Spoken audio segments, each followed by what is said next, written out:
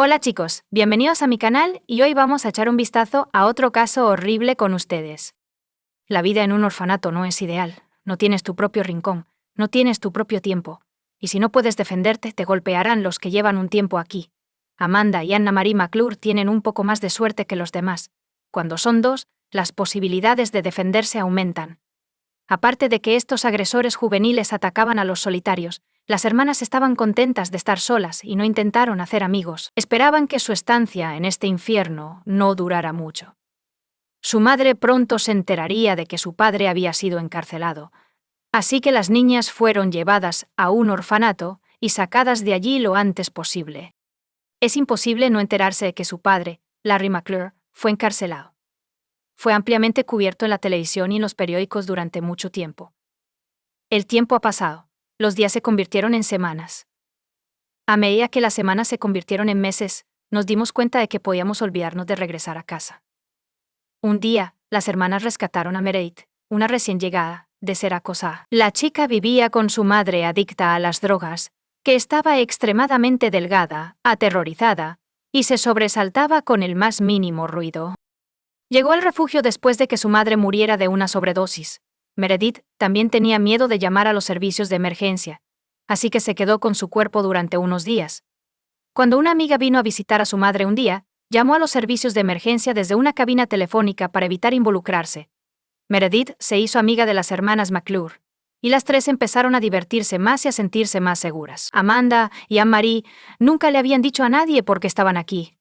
Meredith había preguntado al respecto una vez, pero Anne-Marie lo desestimó y soltó algo sobre el padre de un oficial de policía, que había intentado detener a un criminal peligroso, pero fue asesinado en el trabajo.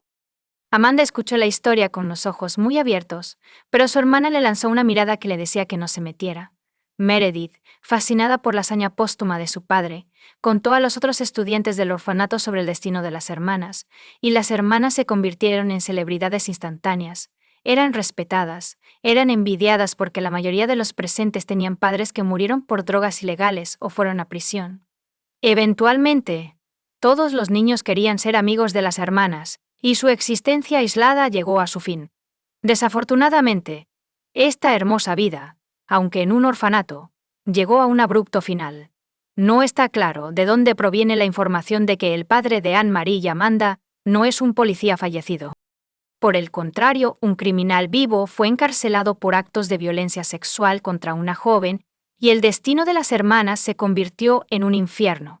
Sin embargo, después de un tiempo, tuvieron suerte.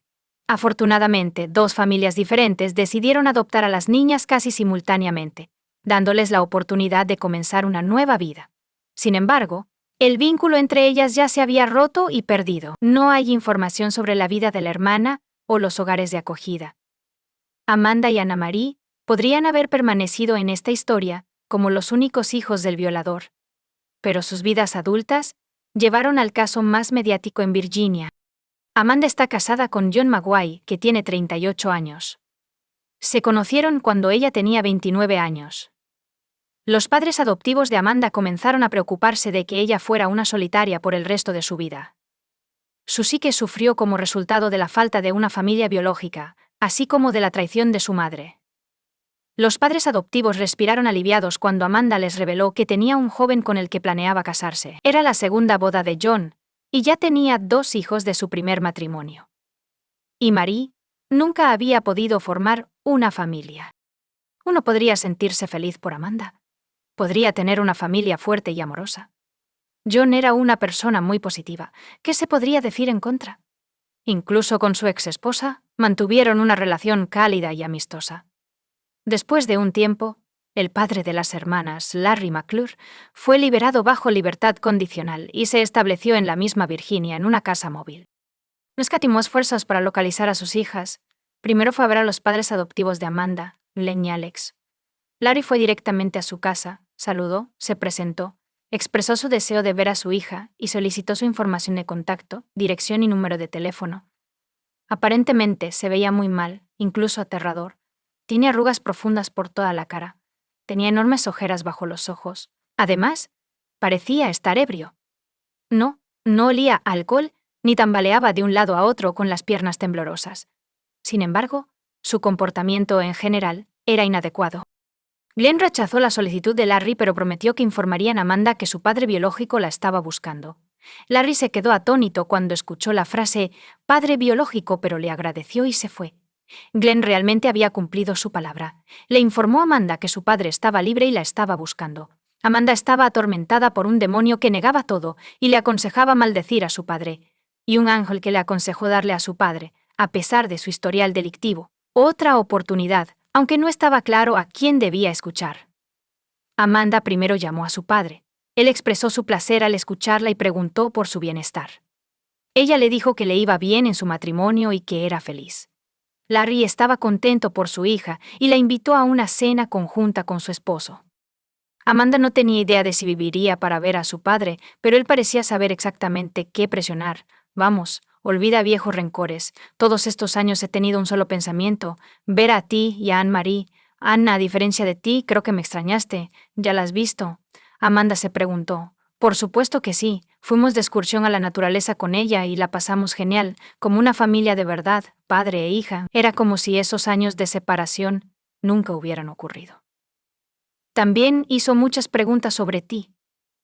Si Amanda no sabía cómo lidiar con su padre, quería ver a su hermana, a quien había estado separada en el orfanato casi 2 décadas atrás. Y ella estuvo de acuerdo. El expediente del caso no contiene una descripción de su primer encuentro, pero se conocen 2 hechos. Larry mintió sobre Anne-Marie. En ese momento ella vivía en Carolina del Norte, que está a 186 millas de Virginia. Larry nunca la había visto ni hablado con ella. Matt, como su padre y su hija. Las reuniones de Larry resultaron en que Amanda y John se volvieran adictos a las sustancias ilegales que él preparaba en su caravana. Larry literalmente usó a su hija y yerno antes de conocer al padre. La situación financiera de la pareja era estable, pero Larry les quitaba dinero para la producción de sustancias ilegales. Cuando Amanda y John perdieron sus trabajos como resultado de sus adicciones, Larry persuadió a John para que se registrara, porque los drogadictos recibían $180 en asistencia estatal, lo cual era insuficiente para comprar sustancias e ingredientes. Es entonces cuando aparece Anne-Marie en la historia. Larry la trata de la misma manera. La vuelve adicta a las drogas y le extorsiona dinero. Amanda y John han llegado a un punto muerto. No tienen trabajos debido a las enormes deudas, han perdido su hogar, y la única manera de mantenerse a flote es mudarse al camper de Larry. En este punto, los padres de John aún no lo sabían. Llamó a sus padres. Su madre estaba gravemente enferma en ese momento, y John les dijo que él y Amanda iban a hacer un viaje juntos. Esa fue la última vez que los padres de John lo escucharon con vida. De hecho, no había ningún viaje programado. Amanda y John se mudaron con Larry y formaron un pequeño grupo de personas que usaban drogas ilegales y bebían alcohol. Toda la tragedia ocurrió el día de San Valentín. John, que rara vez se recuperaba de los efectos de las drogas ilegales, seguía locamente enamorado de Amanda y planeaba una sorpresa para ella en una velada festiva en el círculo familiar. Compró carne y alcohol y preparó una cena elegante para Larry y Anne-Marie, así como para su esposa. Bajo la prolongada influencia de las drogas, una terrible locura golpeó a la familia. Amanda y Larry se acercaron mucho más que padre e hija. Desafortunadamente, John no lo vio venir. Sí, todos ustedes tenían pensamientos correctos. El padre y la hija se consideraban pareja. Como resultado, John se ha vuelto redundante. Durante toda la comida, John habló muy cariñosamente con Amanda. Larry estaba extremadamente nervioso por ello, y la tensión aumentó. Larry finalmente interrumpió el discurso de su yerno, preguntándole si podía ser completamente honesto con su esposa. El hombre aceptó. Larry luego propuso un juego en el que las piernas de John estaban atadas y se le pedía que respondiera honestamente a todas las preguntas sobre su vida anterior. Sí, al principio, las preguntas eran bastante inocentes. Infancia, escuela, universidad, y así sucesivamente. Sin embargo, Larry, bajo la influencia de las drogas, comenzó a acusar a John de ser un agente encubierto del FBI. Cuando John lo negó, comenzaron a golpearlo. Terminó cuando John, suplicando por misericordia y escondiéndose detrás de sus hijos, intentó desatarse las piernas, y le rompieron la cabeza con una botella de vino. Sí, era el mismo vino que había comprado para la cena familiar. Larry, Amanda y Anne-Marie torturaron a John durante 2 días mientras simultáneamente usaban sustancias ilegales. Cuando se cansaron, Amanda le puso una bolsa negra sobre la cabeza a su esposo y la apretó alrededor de su cuello, haciendo que dejara de respirar. John fue enterrado en el patio trasero, y la familia loca celebró el compromiso de Larry y Amanda, padre e hija, con una nueva tanda de sustancias psicotrópicas y alcohol. Al tercer día sus mentes se volvieron locas.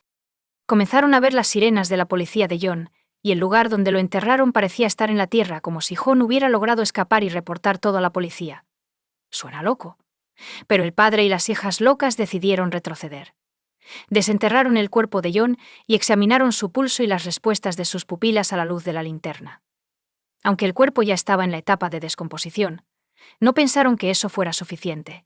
Para evitar que John resurgiera y huyera, usaron un hacha de madera para cortar su cuerpo en pedazos y atravesaron cada uno con una estaca de álamo temblón.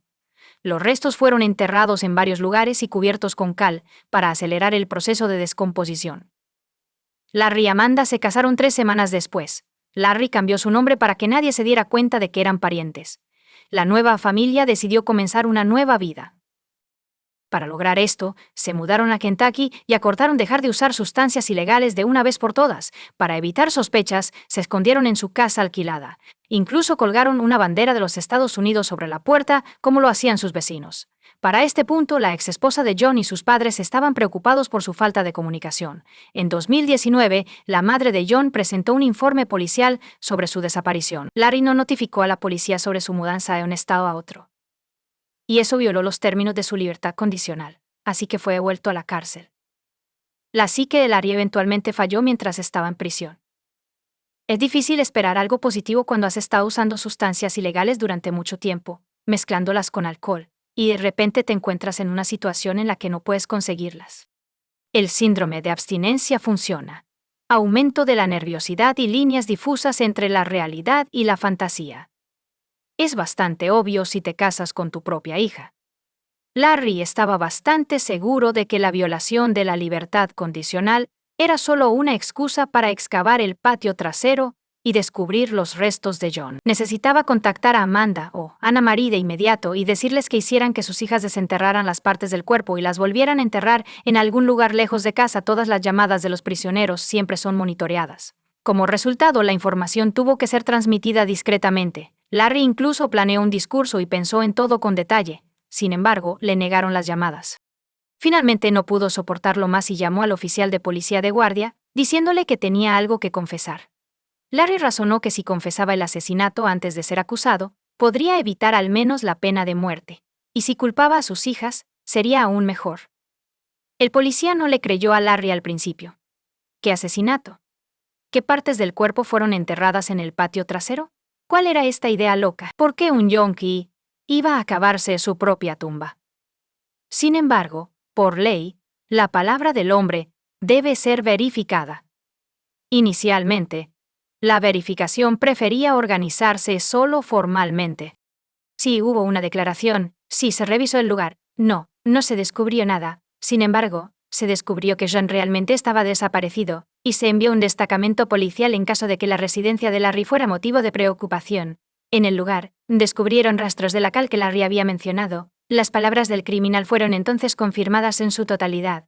Las hermanas McClure fueron arrestadas de inmediato. Amanda y Anna Marie estaban conmocionadas y no podían creer que su padre, otra persona y su esposo hubieran confesado un asesinato tan brutal. Se quedaron aún más sorprendidas al enterarse de que Larry intentó transformarse en una oveja inocente.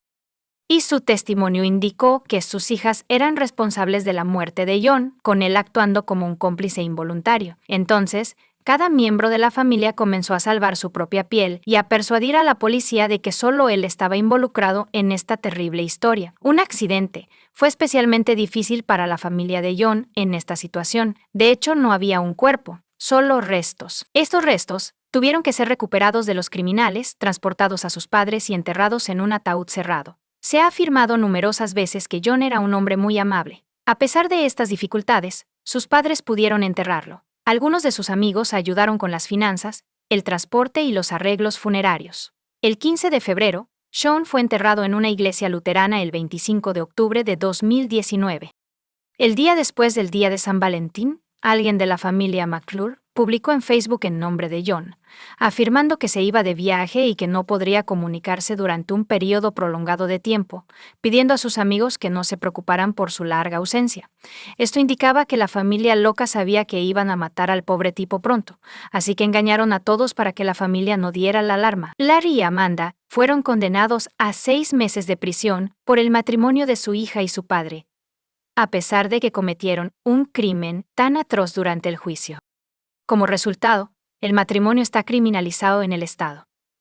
Larry tuvo la oportunidad de hablar al comenzar el juicio. Durante la mayor parte de mi vida, he sentido remordimiento por mis propios hijos. Sí, cuando eran muy pequeños, cometí un grave delito que los envió a un orfanato. Su madre biológica los abandonó, y yo fui la única que se sintió triste por mis hijos. Estoy extremadamente agradecida con quienes adoptaron a mis hijos. No me esconderé. Incluso fui a la iglesia y recé por sus padres adoptivos después de salir. Desesperadamente quería compensar los años que había perdido. Probablemente por eso me comporté como lo hice. Quiero decir, podría haberme alejado del crimen si hubiera persuadido a un hombre para que no lo cometiera. Pero sinceramente, no lo hice. Señor juez y jurado, es muy probable que no me entiendan. Y entiendo su punto de vista, pero no estaban en mi lugar. John era un buen joven, me siento mal por él. Si pudiera, lo haría todo bien. Sin embargo, nadie puede resucitar a los muertos. Y no podía decirle que no a Amanda, mi hija favorita y más joven. Pero no le preocupaba a John. Todo lo que quería era poder retirar fondos del gobierno de la cuenta de John.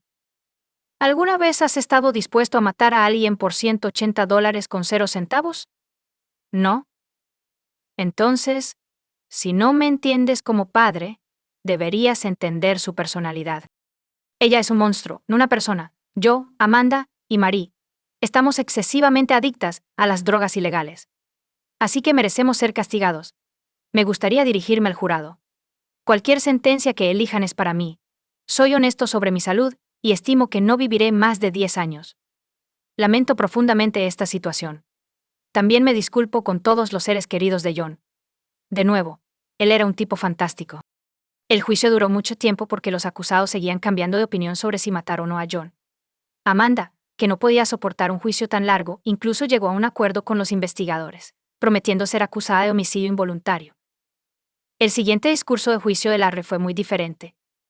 Cuando todo comenzó, los 4 compramos los ingredientes para sustancias ilegales y regresamos a mi tráiler, donde empecé a hacerlas. Amanda se acercó a mí y dijo que quería vengarse de John. La verdad es que John, bajo la influencia de las drogas, violó a Anna Marie, y ella quedó embarazada. Y, en cuanto a mí, tenía que ganarme la confianza de mis hijas después de tantos años separados. No podía negarme. Me culpo por eso. Cada día pienso en ahorcarme, pero ¿por qué debería ser mi culpa si el crimen es de ellos? Después del discurso de Larry, la familia de John tomó la palabra. Su madre sollozó tan fuerte que no pudo hablar. Aunque no pueda perdonar a la familia McClure, nunca olvidaré lo que sucedió. También sé que desearía poder vivir para ver a uno de ellos morir antes que yo. Entonces, los hijos de John se pronunciaron, maldiciendo literalmente a los asesinos y prometiendo nunca perdonarlos. El juez emitió el veredicto final, condenando a Larry McClure a cadena perpetua sin posibilidad de libertad condicional. Cuando se anunció el castigo de Amanda, sus padres adoptivos expresaron su arrepentimiento por haberle dicho a su hija que su padre la quería. Siempre la habían criado con la libertad de tomar sus propias decisiones. Pero no tenían idea de que esta libertad tendría un impacto tan grande en su futuro. Amanda, por su parte, declaró durante el anuncio del veredicto que todo era culpa de su padre, quien no pudo superar su celosía. Los pobres padres de Amanda pidieron al juez que considerara que si no hubiera sido por la influencia negativa de su padre, su hija adoptiva nunca habría cometido un crimen tan atroz. Sin embargo, los fiscales vieron el asesinato como una conspiración para mantener juntos a Amanda y Larry. La primera audiencia estuvo dedicada a Amanda, quien fue condenada a 40 años de prisión, pero el juez señaló que probablemente solo cumpliría 20 años. Cuando se leyó la sentencia a Anne-Marie, ella hizo todo lo posible para demostrar que se oponía al asesinato de John, pero su padre y su hermana la obligaron a terminar. Marie fue testigo en la boda de Larry y Amanda porque tenía miedo por su futura vida, y fue condenada a 40 años de prisión. Comparte tu opinión con nosotros en los comentarios y suscríbete al canal para más.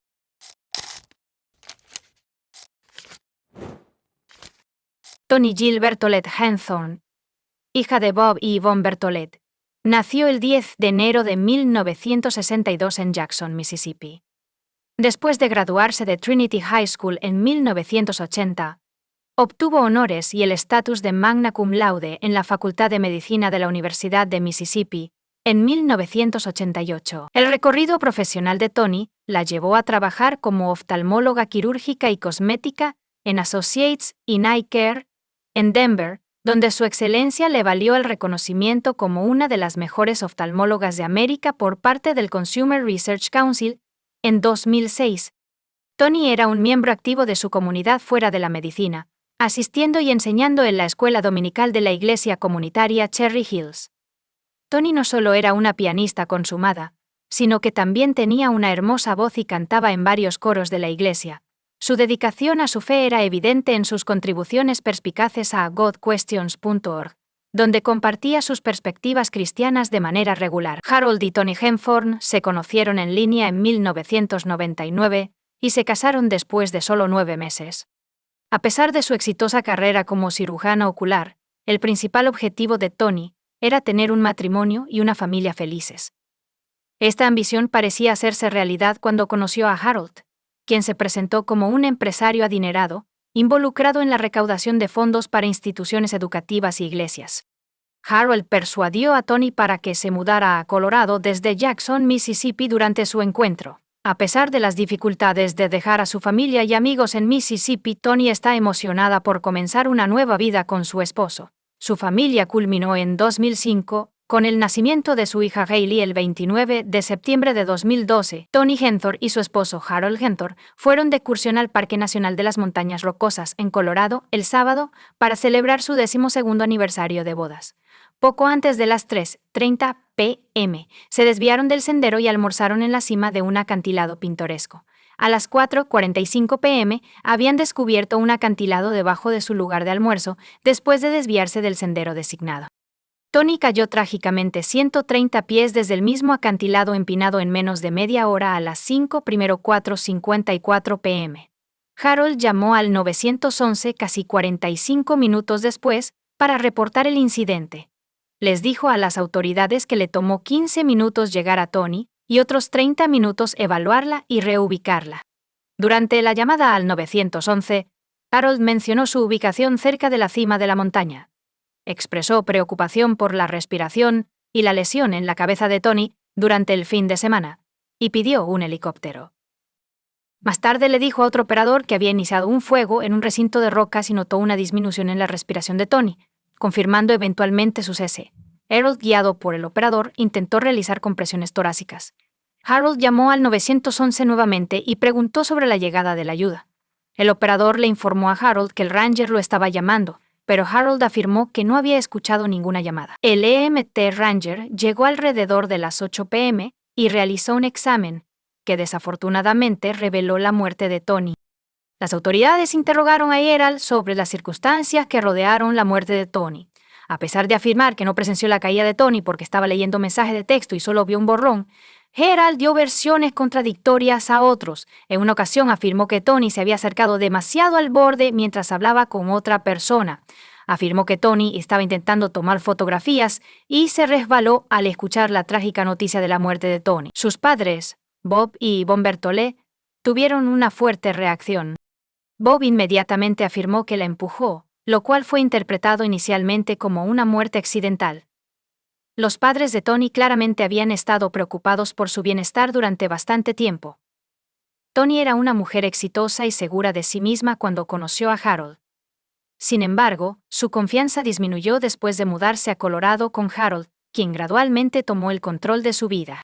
Harold escuchará las llamadas telefónicas de sus padres y las pondrá en altavoz.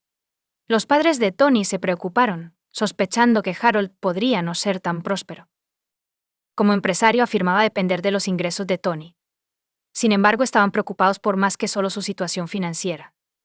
Creían que la aislaba a Toni de su familia y amigos. Una sensación de inquietud persistía, lo que llevó a Yvonne a buscar conversaciones con Toni. Sin embargo, cada intento de hablar sobre el trabajo de Harold, la situación financiera de la pareja o su control omnipresente sobre la vida de Toni elicitaron la misma respuesta de Toni. Plantear estos problemas tendría consecuencias para ella. Un incidente en particular aumentó sus preocupaciones hasta el punto de que esperaban que Tony cortara lazos con él. Durante sus visitas a la cabaña de Harold en el oeste de Denver, ocurrió un incidente alarmante. Mientras Hailey dormía, Harold le pidió a Tony que le ayudara a despejar los escombros. Durante esta tarea, algo golpeó la parte posterior del cuello de Tony con tal fuerza que tuvo que ser hospitalizada. Harold luego afirmó que un gran trozo de madera había caído del porche y la golpeó. Este incidente aumentó las preocupaciones de los padres de Tony sobre su seguridad, lo que les llevó a implorarle que no estuviera sola con él. Cuando la policía investigó la muerte de Tony, descubrieron detalles inquietantes que despertaron sospechas.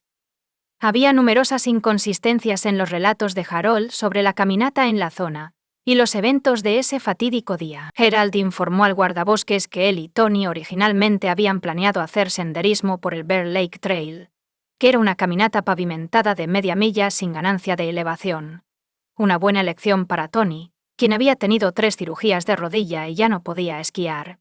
Sin embargo, Harold más tarde informó al guardabosques que eligieron el sendero de Deer Mountain para evitar las multitudes. Este sendero tenía 3 millas de largo, ascendiendo 1.200 pies desde el inicio hasta la cumbre de 10.2 pies.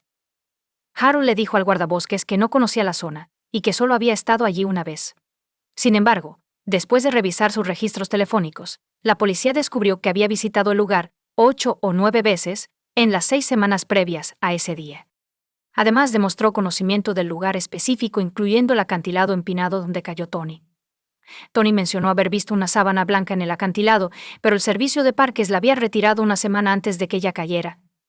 La policía descubrió un mapa del parque dentro de su coche, con una X rosa indicando dónde cayó Tony. La policía encontró preocupante la llamada de Harold al 911. A pesar de afirmar que tenía poca batería en el teléfono, lo que limitaba su capacidad para hablar, hizo 22 llamadas y recibió 98 mensajes de texto. Notablemente, un mensaje de texto le indicó a un amigo que lo recogiera en este Spark y proporcionó instrucciones detalladas sobre la ruta a seguir. La policía descubrió un patrón inquietante cuando se dieron cuenta de que Harold había contratado múltiples pólizas de seguro de vida a nombre de Tony. Notablemente, recientemente se había designado a sí mismo como el beneficiario de una anualidad de seguro de vida originalmente destinada a su hija, Hailey. Sin embargo, este no fue un evento aislado. La investigación reveló que Harold tenía un historial de beneficiarse de pólizas de seguro de vida, ya que también había sido nombrado beneficiario de la póliza de su primera esposa. En mayo de 1995, Harold se casó con Sandra Lynn Henford. El 6 de mayo de 1995, la pareja estaba conduciendo por una carretera remota cerca de Sedalia, Colorado, en una noche fría y oscura. Durante el viaje nocturno, un Jeep Cherokee desarrolló un problema con una llanta, obligándolos a detenerse y cambiarla. La primera esposa de Lynn, Harold, se metió debajo del Jeep, que estaba sostenido por 2 gatos, para cambiar la llanta. Lynn fue trágicamente aplastada cuando el Jeep cayó sobre ella. Harold hizo señas a los automovilistas que pasaban para pedir ayuda, pero Lynn no sobrevivió. Inicialmente la muerte fue considerada accidental. La causa fue identificada como asfixia traumática por ser aplastada bajo el coche, lo que resultó en lesiones internas mortales. Tras la muerte de Tony, una reexaminación del caso de Lynn reveló errores cometidos durante la investigación inicial, dejando varios problemas sin resolver. Harold, como el único testigo del trágico incidente de Lynn, dio a la policía declaraciones que eran inconsistentes. Las discrepancias incluían afirmaciones contradictorias sobre la dirección en la que conducían esa noche, con Harold afirmando que iban tanto hacia el este como hacia el oeste. Además, proporcionó información contradictoria sobre una parada en un restaurante antes de la muerte de Lynn, insinuando que ya habían cenado allí y afirmando que estaban en camino al restaurante. Es notable que las autoridades no verificaron las declaraciones de Harold con el restaurante antes de confirmar su presencia esa noche. Surgieron más inconsistencias, incluyendo declaraciones contradictorias sobre el estado del neumático. Harold lo describió alternativamente como plano y esponjoso. Notablemente, se encontró una huella parcial en la rueda sobre la llanta faltante, donde Lynn la estaba cambiando. Sin embargo, esta huella nunca se comparó con los zapatos de Harold para ver si coincidían. La posición de la huella sugería que era el resultado de alguien pateando el coche, lo que podría haber causado que el Jeep cayera y aplastara a Lynn. Desafortunadamente, esta pista no se siguió en la investigación inicial. Antes de la trágica muerte de Lynn, Harold compró una póliza de seguro de vida sustancial para ella, e informó a la policía que recibiría $300,000 con 0 centavos. Una verificación independiente habría revelado que en realidad iba a recibir el doble de esa cantidad. Este aumento fue el resultado de un cambio que Harold hizo en la póliza poco antes de la muerte de Lynn, permitiendo una compensación doble en caso de su muerte como resultado de un accidente. Además, el expediente de investigación detalló un encuentro con un mecánico que pasó junto a Harold y Lynn alrededor de las 9:30 p.m. y ofreció asistencia. Harold rechazó la oferta. El expediente también mencionaba a Patricia Montoya. Patricia contactó a la policía un día después de la muerte de Lynn, preguntando, ¿ya han arrestado al esposo? Patricia le dijo a la policía que ella y su familia estaban conduciendo a casa alrededor de las 10 p.m., cuando Harold los detuvo para pedir ayuda. A pesar de sus esfuerzos por encontrar un teléfono para llamar al 911, no pudieron encontrar ninguno. Así que procedieron a sacar a Lynn de debajo del coche. Harold se opuso vehementemente a su intervención, advirtiéndoles que no la tocaran, incluso cuando intentaron hacerle resucitación cardiopulmonar. Harold se resistió y se negó a darle a Lynn su abrigo para mantenerla caliente. Lynn fue finalmente trasladada en helicóptero a un hospital cercano, pero murió por lesiones internas durante la cirugía. Curiosamente, no se presentaron cargos contra Harold en relación con la muerte de Lynn. Sin embargo, en el caso de Tony, Harold fue acusado de asesinato en primer grado. La fiscalía afirmó que él empujó deliberada e intencionadamente a Tony por el acantilado hasta su muerte. Para respaldar su caso, la fiscalía presentó un mapa con una X marcada que indica el lugar donde cayó Tony. El jurado también escuchó sobre los registros telefónicos que mostraban a Harold visitando el parque varias veces en las semanas previas a la muerte de Tony. Dada la ubicación remota de Tony con un servicio celular deficiente y sin estaciones de ayuda cercanas, el tribunal examinó la llamada al 911 con mayor detalle. A pesar de que la llamada se realizó alrededor de las 6 p.m., la ayuda no llegó hasta las 8 p.m. La fiscalía afirmó que Harold no hizo nada significativo para ayudar a su esposa durante este periodo crítico. Para respaldar esta afirmación, la fiscalía llamó a Julie Sullivan, la despachadora de servicios de emergencia, para testificar que siguió un protocolo estandarizado al guiar a las personas a través de la RCP por teléfono y que había manejado aproximadamente 240 llamadas similares antes de hablar con Harold. Julie explicó que su conversación con Harold fue inusual. En mi experiencia, cuando realizo RCP con alguien guiándome, incluso personas experimentadas, enfermeras u otras personas en la escena, están extremadamente sin aliento. Pensé que era extraño que no me avisara cuando terminaba una instrucción que le había dado. Como muchos de ustedes saben, en cada llamada que he atendido, la persona quiere saber qué hacer a continuación de inmediato. Está bien, completé mis 30. ¿Qué hago ahora? ¿Qué debo hacer a continuación? Eso fue muy inusual. Y no parecía que estuviera realizando RCP. La mayoría de las personas lo hacen debido al esfuerzo físico de realizar RCP, las compresiones y la respiración es extremadamente agotador. Necesito saber cuándo terminas con eso para que podamos pasar al siguiente paso. Y no me estaba avisando cuando terminaba cada instrucción que le daba, así que le pedí que me avisara. Además, teníamos una línea abierta. Puedo escuchar cómo hacen compresiones al paciente en todas las otras llamadas de RCP que he hecho en mi carrera, porque hay tanta respiración. La respiración es laboriosa. Es extremadamente agotador, y es difícil incluso salir y responder. Tienen dificultad para hablar conmigo, porque están sin aliento por el esfuerzo. La despachadora de servicios de emergencia, Julie Sullivan, testificó en el tribunal que, según su experiencia, no creía que Harold estuviera realizando RCP durante la llamada al 911. Los hallazgos del médico forense socavaron aún más las afirmaciones de Harold. No había signos de abrasiones, contusiones o fracturas de costillas anteriores relacionadas con la RCP. De hecho, no había evidencia de ningún intento de RCP. La caída de Tony había sido parcialmente amortiguada por un árbol en la base del acantilado, causando que su cuero cabelludo y tejido se desgarraran de su cráneo. Las extensas lesiones de Tony fueron detalladas por el médico forense, quien descubrió hemorragias cerebrales severas, una fractura en el cuello, trauma por fuerza contundente en el pecho, abdomen y pelvis, costillas rotas que formaron un tórax, laceraciones y sangrado en el hígado y los pulmones, y piel pálida que indicaba una pérdida significativa de sangre. La fiscalía presentó el caso al jurado, trazando paralelismos entre la muerte de Tony y las circunstancias inusuales que rodearon a la primera esposa de Harold, Lynn. El tribunal permitió que la fiscalía presentara el caso de Lynn, debido a las sorprendentes similitudes. Siguiendo el mismo principio, la fiscalía reveló el incidente que Tony describió a su madre en la cabaña de Harold. Al jurado se le mostró otro incidente perturbador que involucraba a Tony, y que ocurrió en mayo de 2011. Tony sufrió una lesión en el cuello cuando fue golpeada en la parte posterior del cuello y la parte superior de la espalda con una gran viga de madera. Similar a incidentes anteriores, esto ocurrió en un lugar remoto y aislado alrededor de las 10 p.m. Esa noche, Harold estaba limpiando la cubierta de su cabaña y le pidió a Tony que lo ayudara, lo que resultó en el desafortunado incidente con la viga. Harold dio a varias personas diferentes versiones de lo que sucedió.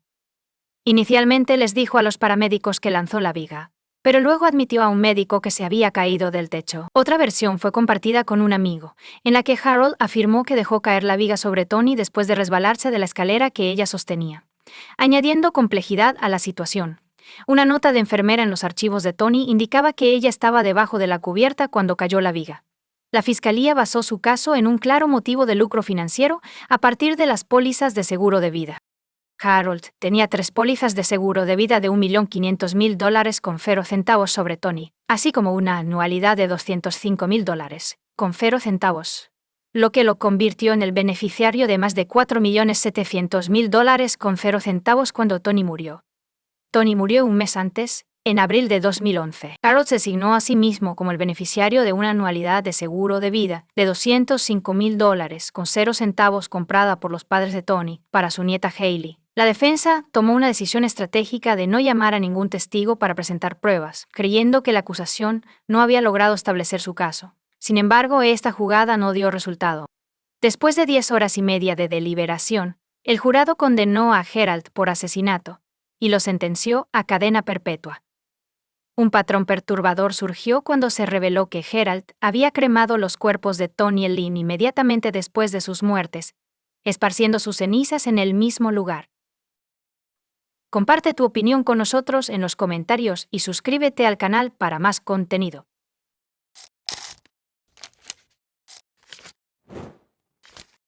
El 2 de agosto de 2015, Jason Corbett, de 39 años, dormía pacíficamente en su casa en Wahlberg, en el condado de Davidson, Carolina del Norte, Su familia incluía a su esposa, Molly Martens, sus 2 hijos, Jack, de 10 años, y Sarah, de 8, y los padres de Molly, Tom y Sharon Martens. Jason, originario de Limerick, Irlanda, contrató a Molly Martens como au pair después de la trágica muerte de su primera esposa, Margaret, debido a un ataque de asma. Molly tenía 24 años. Jason necesitaba ayuda para cuidar a sus 2 hijos pequeños, uno de 3 años y medio y otro de 1 año y medio, así que trajo a Molly desde Knoxville, Tennessee, Estados Unidos, a Irlanda. Jason y Molly gradualmente desarrollaron una relación romántica. El trabajo de Jason como gerente de planta para una empresa internacional de empaques requirió que la familia, incluyendo a Jack y Sarah, se mudara al condado de Davidson, Carolina del Norte, en 2011. Ese mismo año Jason y Molly se casaron. Las camas de la corte parecían tener una vida plena en Carolina del Norte. Jason se centró en su trabajo en la planta de empaquetado, mientras que Molly asumió la responsabilidad de cuidar a los niños y disfrutaba entrenando a un equipo de natación infantil. A las 3 a.m. del 2 de agosto, Tom, el padre de Molly, llamó al 911, informó al operador que el esposo de mi hija, mi yerno, había tenido una discusión con mi hija. Intervine y creo que está en mal estado. Necesitamos ayuda. Está sangrando profusamente y puede que lo haya matado. Se envió un equipo de paramédicos a la escena y el despachador de emergencias instruyó a Tom y Molly para que realizaran RCP hasta que llegaran. Desafortunadamente no había nada que pudiera ayudar a Jason. Murió por múltiples golpes en la cabeza. Tom y Molly fueron trasladados a la comisaría en patrullas separadas. Molly describió lo que sucedió esa noche en su casa. Sarah, de 8 años, se acercó a la puerta del dormitorio de ella y su esposo alrededor de las 3 a.m. Estaba teniendo pesadillas otra vez. Molly subió a su habitación para consolarla. Cuando Molly regresó, Jason estaba furioso por haberlo despertado. Después de eso, la pareja tuvo una pelea, y Jason atacó a Molly y comenzó a estrangularla. Tom escuchó los gritos y ruidos. Entró en su dormitorio con un bate de béisbol en la mano. Tom, de 65 años, confirmó la declaración de su hija mientras estaba sentado en otra sala de interrogatorios, cuando se despertó por los gritos en el piso de arriba. Le dijo a su esposa que se quedara en la habitación y decidió investigar qué estaba pasando. Escuchó a Jason amenazar con matar a su hija, así que Tom trajo un bate de metal para protegerse. Tom entró en el dormitorio mientras Jason estaba estrangulando a Molly. Tom se volvió hacia Jason y le pidió que dejara ir a su hija y se relajara. Se negó a dejar ir a Molly y la amenazó con matarla. Jason le dio la espalda al baño y comenzó a arrastrar a Molly detrás de él. Ella se resistía, pero estaba debilitada. Tom se dio cuenta de que no podía dejar a su hija sola con el agresor, así que golpeó a Jason en la cabeza varias veces con el bate. Sin embargo, Jason pudo derribar a Tom al suelo y quitarle el bate. Molly, aterrorizada de que Jason matara a Tom, agarró un jarrón decorativo robado de la mesita de noche y lo usó para cubrir la cabeza de Jason.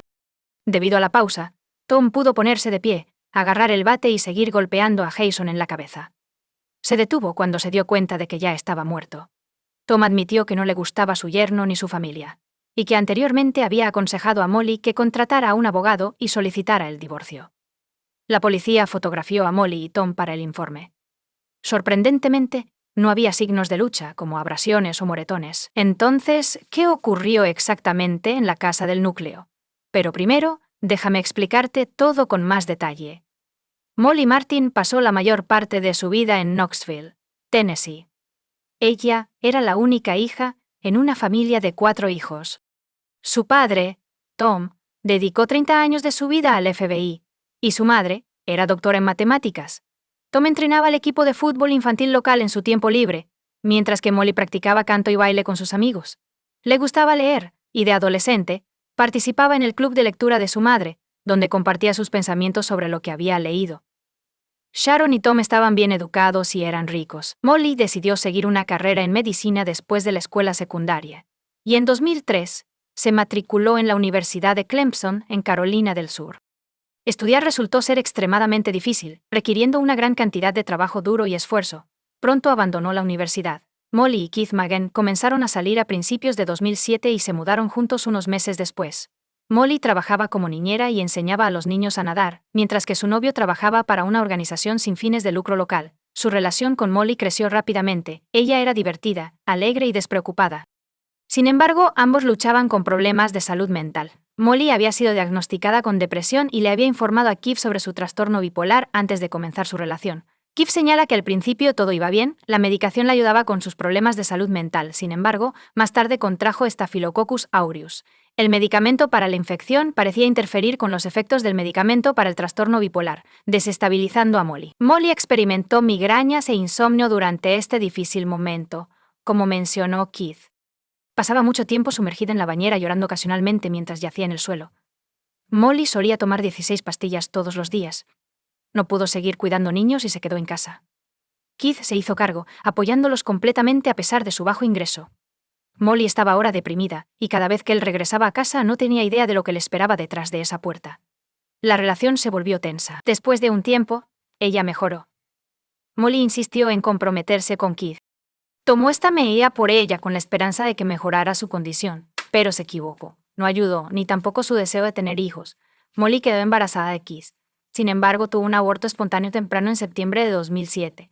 El estado de Molly no mejoró en febrero, así que sus padres pagaron su estancia en la unidad psiquiátrica del Hospital Emory en Atlanta. Se le iba a ayudar a estabilizar su condición y a prescribir la medicación adecuada. 4 días después, ella regresó con Keith, y los dos intentaron seguir viviendo juntos. A finales de febrero, la relación de la pareja se había deteriorado significativamente. Molly simplemente le dijo a Keith una noche que quería viajar a Europa y trabajar como niñera en vivo. Él no pensaba que ella debería irse, y mucho menos trabajar con niños, porque ni siquiera podía ir de compras sola. Molly pronto se marchó a Irlanda, y Keith nunca la volvió a ver. Molly afirma que el trabajo de niñera llegó en un momento importante para ella. Después de graduarse de la universidad, luchó con sentimiento de insuficiencia y no tenía idea de quién era ni de quién quería ser. Tuvo la suerte de conocer a Jason, quien la ayudó a serenarse y entender su papel en el cuidado de sus hijos. Unos meses después, Jack y Sarah comenzaron a llamarla madre Molly, quien vivía en Irlanda, su tierra natal. Entonces, después de su compromiso, le propuso a Jason que se casaran y vivieran en América. y él aceptó. Tracy Lynch, la hermana de Jason, con quien siempre fueron muy cercanos, afirma que la Molly que conocieron en Irlanda y la que conocieron en los Estados Unidos son dos personas diferentes. Cuando los parientes de Irlanda llegaron a Tennessee para la ceremonia, notaron el comportamiento inusual de Molly. Intentaba controlar todo, estaba frecuentemente enojada y no se parecía a esas novias felices que esperan el matrimonio. A veces se quedaba en la cama y se negaba a hablar con nadie.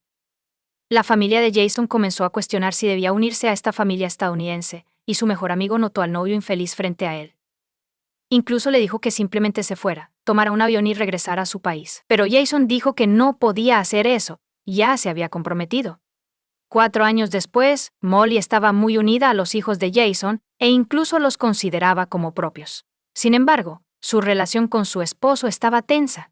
Tracy afirma que Jason había planeado recientemente, en 2014, regresar a casa. No estaba feliz aquí y había comenzado a ganar peso. Molly estaba actuando de manera extraña, y él estaba descontento con algunas de las cosas que estaban sucediendo en casa. Extrañaba Irlanda y dijo que sería difícil para él irse.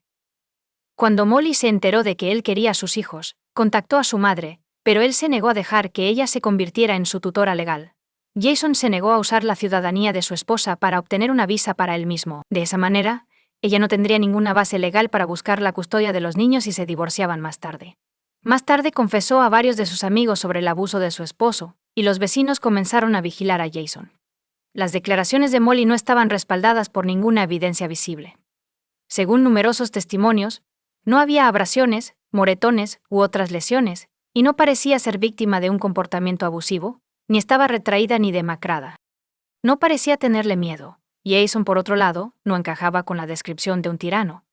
Era amable, extrovertido y generoso. El vecino más cercano del tribunal informó que Molly había dicho cosas que no encajaban con el panorama general que él conocía, y que probablemente eran falsas.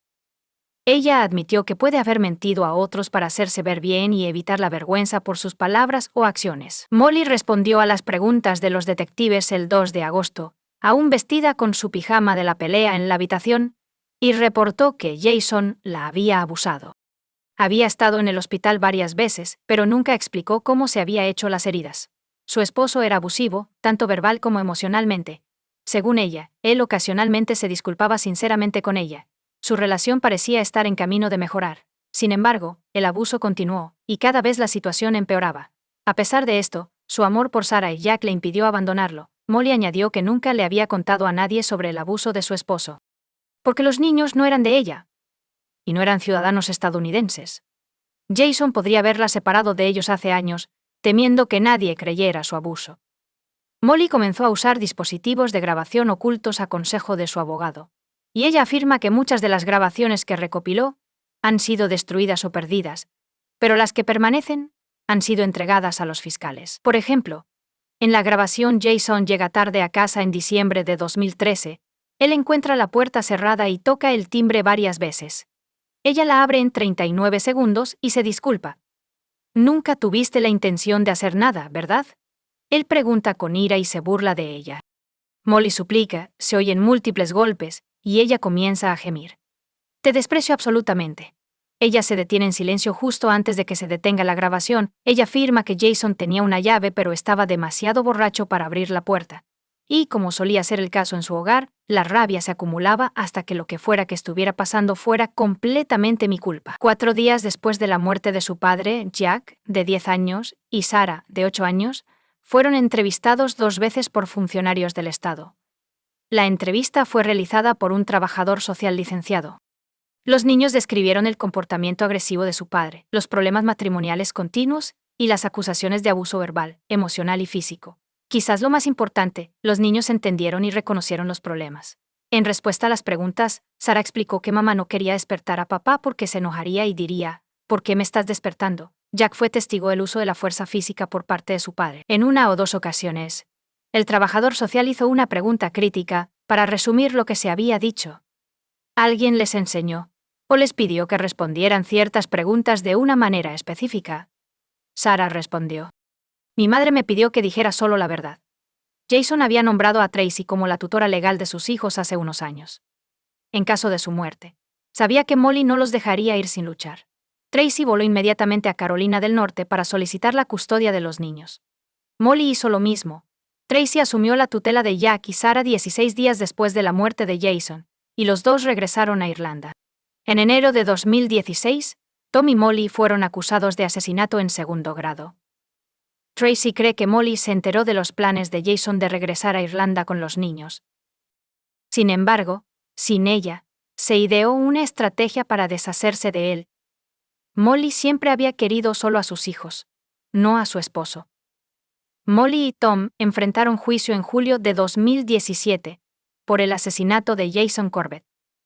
La fiscalía presentó una versión muy diferente de los hechos, una que excluía la estrangulación y la defensa propia. Los fiscales se basaron en gran medida en pruebas forenses, incluidas fotografías del cuerpo de Jason y signos espeluznantes de una lucha en el dormitorio. Según el informe del patólogo, Jason fue golpeado al menos 12 veces en la cabeza. No se pudo dar el número exacto porque fue golpeado repetidamente en el mismo lugar. El cráneo tiene grietas visibles y contusiones severas, similares a una lesión sufrida por alguien que ha caído desde una gran altura, ha estado involucrado en un accidente automovilístico o tiene sangre. Según un experto en salpicaduras, la cabeza de Jason estaba a 30 o 45 centímetros del suelo y continuó siendo golpeada. Según los fiscales, Jason fue golpeado primero mientras aún estaba sedado en su cama. Las pruebas de toxicología confirmaron que el sistema de Jason contenía un sedante recetado a nombre de Molly 2 días antes de la tragedia. Además, la póliza de seguro de $600.00 de Jason había sido cambiada hace aproximadamente un año, y Molly era ahora la única beneficiaria. El jurado también vio fotos de los acusados tomadas en la estación la noche del 2 de agosto. Tom y Molly no tenían rasguños. Era imposible participar en la pelea que Molly describió con un hombre que era más grande, más fuerte y más alto que tú, sin recibir un rasguño o un moretón. Tom y Molly probablemente estaban retrasando la llamada al 911, inventándose su historia para los policías, mientras el cuerpo de Jason se enfriaba en el suelo. Este pensamiento surgió después de que los paramédicos llegaran a la casa y notaran la baja temperatura de su cuerpo. Ya estaba frío. El comportamiento abusivo de Jason no fue revelado durante su juicio. La violencia doméstica rara vez se discutió durante el juicio. En su testimonio, Tom afirmó que Jason ejercía mucho control sobre Molly. Notó moretones en su cuerpo, pero no tenía idea de dónde venían, aunque admitió que nunca había presenciado la agresión física de Jason excepto en esa noche de agosto antes de la sentencia. Molly afirmó que incidentes como el del 2 de agosto ocurrían de manera regular. La única diferencia esta vez fue que mi padre estaba en la casa. En defensa de sus clientes. El abogado mostró una foto de la estación que mostraba a Molly con una marca roja en el cuello, confirmando la estrangulación. Jason tuvo un examen físico de rutina 2 semanas antes del incidente, y el médico afirmó que había estado estresado recientemente. Se quejaba de ataques incontrolables de ira irracional. La autopsia reveló marcas en el brazo izquierdo de Jason, indicando que se estaba defendiendo, pero ninguna en su brazo derecho, que supuestamente usó para sujetar a Molly por el cuello. Después de 9 días de testimonios, argumentos y fotos de la escena de la tragedia, el jurado fue excusado para deliberar después de menos de 5 horas en la sala. Encontraron a Tom y Molly culpables. Ambos recibieron penas de entre 20 y 25 años de prisión. El tribunal dictó sentencia unos días después de que se anunciaran los veredictos. Los abogados se opusieron a la decisión del tribunal, citando errores judiciales, particularmente las acciones incorrectas del jurado, que violaron las instrucciones del juez. Incluso antes de que se anunciara el veredicto, uno de los jurados dio una entrevista a los periodistas, revelando que algunos de ellos habían discutido el caso en privado, lo cual está estrictamente prohibido. Sin embargo, el tribunal denegó la moción. En el caso de Tom, el Tribunal de Apelaciones permitió que solo la defensa y la fiscalía presentaran argumentos orales en Malí en enero de 2019, pero los acusados no estaban presentes. A cada parte se le dio solo media hora para presentar sus argumentos principales. El 4 de febrero de 2020, el Tribunal de Apelaciones de Carolina del Norte anuló las condenas de Tom y Molly y ordenó un nuevo juicio. Entre otros errores en el primer juicio, se excluyó la evidencia de que Jason fue violento con Molly. Un año después, la Corte Suprema de Carolina del Norte confirmó la decisión del Tribunal de Apelaciones, a pesar del desafío del Estado. Se determinó que la exclusión de ciertas pruebas en el juicio, así como la inclusión errónea de otras, pudo haber impedido que Tom y Molly presentaran una defensa convincente, y por lo tanto, sus afirmaciones de defensa propia tenían poco respaldo probatorio. Como resultado, el jurado no estaba completamente informado sobre las pruebas, y no pudieron cumplir con sus deberes constitucionales. Molly y Tom fueron liberados con una fianza de $200 con 0 centavos cada uno en abril de 2021, después de cumplir 44 meses en prisión. Las entrevistas realizadas por dos niños pequeños, poco después de la muerte de su padre, son particularmente notables. Y, mientras estaban bajo la custodia de la familia de Molly, tanto Jack como Sarah han retractado sus declaraciones. Afirmaron que fueron entrenados para mentir sobre el abuso doméstico. Desde entonces han informado a la oficina del fiscal del distrito del condado de Davidson desde su residencia en Irlanda que Molly los coaccionó para hacer esas declaraciones falsas y que Molly fue quien fue abusiva. Un nuevo juicio se llevó a cabo en noviembre de 2023 y el juez condenó a Molly Martens y a su padre Thomas a prisión por al menos 7 meses tras un emotivo día final de audiencias de sentencia. El miércoles, el poder fue llevado fuera de un tribunal de Carolina del Norte esposado después de recibir sentencias que van de 7 a 30 meses por el homicidio involuntario de Jason Corbett. Esto es además de los 3 años y medio que Molly y Thomas ya han cumplido desde que fueron condenados por asesinato. Comparte tu opinión con nosotros en los comentarios y suscríbete al canal para más contenido.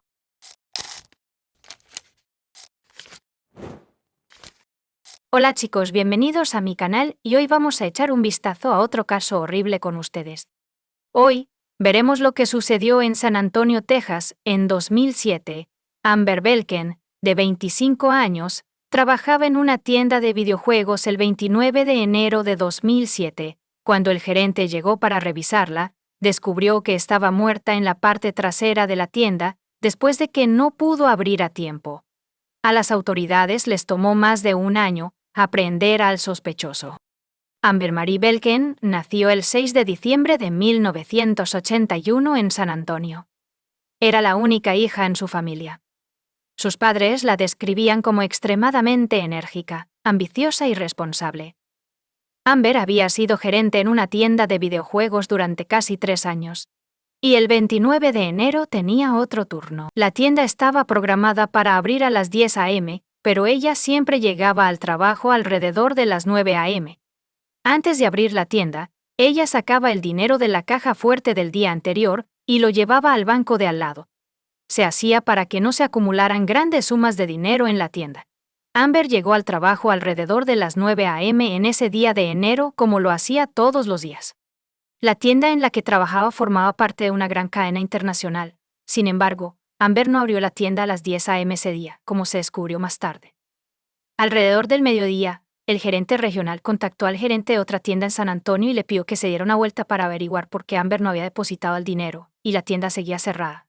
Amber tampoco respondió a las llamadas telefónicas, lo que generó sospechas y preocupación. El empleado que fue a revisar a Amber se llama Mariano Rivera. Después de llegar al lugar notó un coche blanco similar al de Amber. La entrada de la tienda estaba cerrada y no podía ver a nadie a través de las ventanas de vidrio. Llamó a la puerta varias veces, pero nadie salió. Así que se fue. Regresó unas 2 horas más tarde para echar otro vistazo. Mirando a través de las ventanas de la tienda, Rivera vio al asistente de Amber, Brandon. Llamó a la puerta y Brandon lo dejó entrar.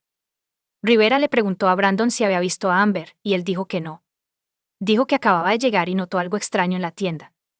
Había algunos CDs de dinero y documentos relacionados con el trabajo en el suelo. Rivera entró en la habitación trasera y hizo un descubrimiento espantoso.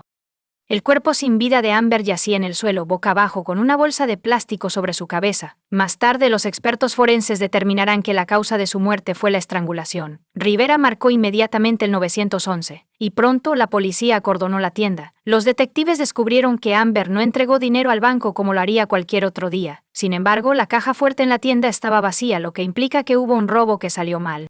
Es posible que el ladrón se encontrara con Amber y decidiera eliminarla como testigo. El horario de Amber indicaba que el crimen ocurrió entre las 9 y las 10 de la mañana. Desafortunadamente, no había cámaras de vigilancia en la tienda, lo que podría haber ayudado enormemente a la investigación, así que la policía tuvo que buscar pistas alternativas. Primero, los detectives interrogaron a Mariano Rivera y Brandon Bale, quienes descubrieron el cuerpo, describieron cómo y en qué circunstancias llegaron a la tienda y descubrieron la muerte de Amber.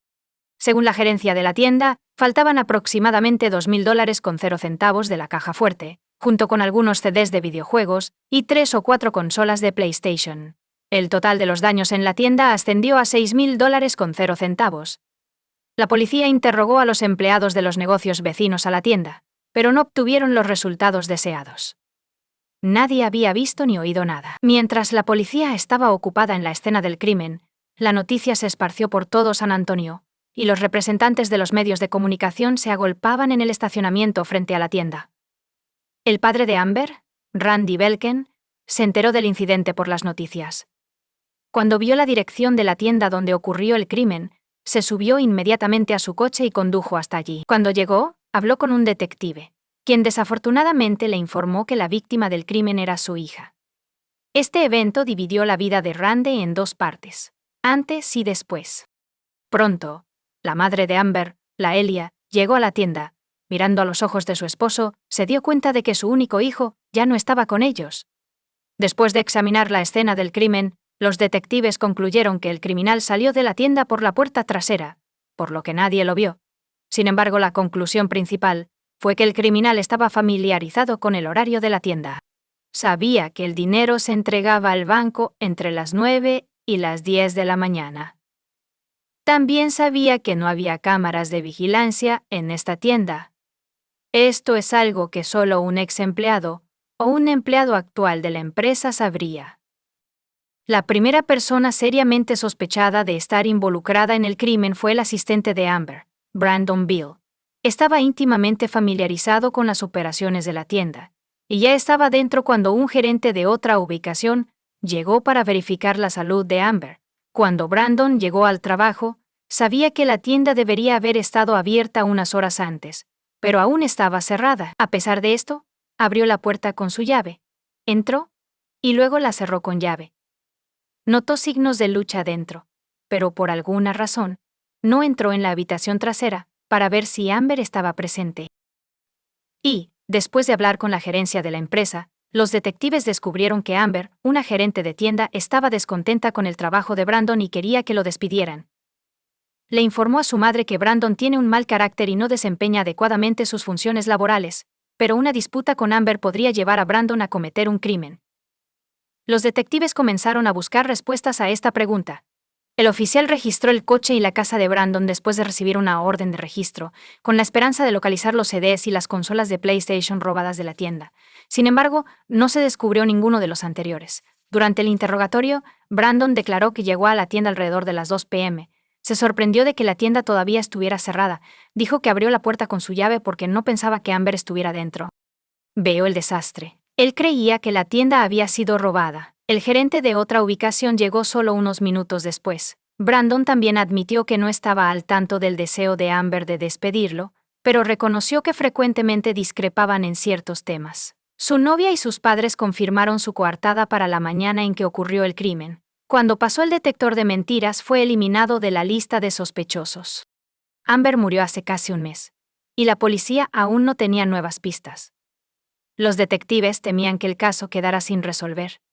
Los padres de Amber utilizaron las redes sociales para comunicarse con el público, solicitando que cualquier persona con información sobre el incidente la reportara. Se ofreció una recompensa de $100 con 0 centavos por información que condujera al arresto. El empleador de Amber proporcionó 95 de ellos, y se distribuyeron volantes con su imagen por todo San Antonio. A pesar de esto, no se logró ningún progreso durante los siguientes 7 meses. Hasta que un día, una comisaría recibió una llamada crucial. El hombre que llamó se identificó como Joe, e informó al detective a cargo del caso de Amber que sabía quién era el responsable de su muerte. Joe, quien sea, le dijo al detective que Amber fue estrangulada por Giovanni Rivera, de 22 años. Cuando el detective preguntó por qué, él respondió que lo pensaba. Joe respondió que él y Giovanni trabajaron anteriormente para la misma empresa que Amber. Giovanni lo llamó el día del crimen y le preguntó si quería participar en un robo. La tienda no fue elegida al azar. Giovanni quería robar la tienda donde trabajaba Amber porque no tenía cámaras de vigilancia. El detective le preguntó a Joe si aceptó la oferta de Giovanni y participó en el robo, a lo cual Joe respondió negativamente. Si todo lo dicho es cierto, la suposición inicial de la policía de que el crimen fue cometido por alguien que conocía bien el horario de la tienda fue correcta. El detective solicitó que Joe fuera a la comisaría y hiciera una declaración oficial. Se negó, pero probablemente sabía que lo encontrarían tarde o temprano. Entonces, 2 días después, regresó a la comisaría y afirmó una vez más que no participó en el robo. Durante el interrogatorio, Joe detalló cómo Giovanni Rivera expresó por primera vez su deseo de robar una tienda. Joe afirma que Giovanni nunca dijo que iba a hacerle daño a Amber. Sin embargo, aproximadamente un mes después de su muerte, el caso recibió una amplia cobertura mediática. Confesó que la muerte de Amber fue su culpa. Joe explicó que no llamó de inmediato porque estaba preocupado por su seguridad. ¿Cuáles son tus pensamientos? ¿Podría la recompensa de $100.00 por proporcionar información importante motivarlo a ir a la policía? Por favor, comparte tus pensamientos sobre el asunto en los comentarios. Joe afirmó que el campo de la culpa comenzó a superar el sentimiento de miedo, lo que lo llevó a hacer una llamada. Aunque el testimonio por sí solo no fue suficiente para obtener una orden de arresto para Giovanni Rivera, el detective aún lo citó a la comisaría para interrogarlo. También vale la pena señalar que Giovanni Rivera no está relacionado con Mariano Rivera, el gerente que descubrió el cuerpo, solo comparten el mismo nombre. En una conversación con un detective, Rivera acusó a Joe de mentir. Él afirma que no estuvo involucrado en ninguna actividad criminal. Finalmente se negó a responder más preguntas, obligando a la policía a liberarlo. Mientras los oficiales consideraban cómo llevarlo ante la justicia, Giovanni se trasladó a Laredo, Texas, con su familia. Esta es la ciudad en la frontera con México, por lo que había una buena posibilidad de que cruzara la frontera y se perdiera. Sin embargo, sin pruebas contundentes, los detectives no pudieron proceder, y el caso se estancó una vez más durante meses. Afortunadamente, la ayuda llegó inesperadamente a finales de junio de 2008. Verónica, la esposa de Giovanni, llamó a la policía casi 1 año y medio después de que Amber muriera. Ella afirmó que su esposo la atacó amenazándola a ella y a los niños con una pistola. Más importante aún, ella afirmó que él era responsable de la muerte de Amber Belkin. El detective a cargo del caso viajó a Laredo para hablar con Verónica, a quien había conocido en persona. Ella afirmó que tomó una mala decisión al casarse con Giovanni. Se quedó embarazada de él mientras aún estaba en la escuela y su familia insistió en que se casaran. Giovanni comenzó a revelar su verdadero rostro después de la boda. Era un tirano. Según Verónica, si él deseaba intimidad pero ella no, la ataba con cinta adhesiva. También afirmó que cuando Giovanni fue llamado a una comisaría por primera vez, regresó a casa angustiado e inmediatamente le informó que necesitaban mudarse a Laredo. Salieron de San Antonio ese mismo día, habiendo llevado todo lo que necesitaban. Verónica entendió que si su esposo estaba limpio ante la ley, no se mudarían.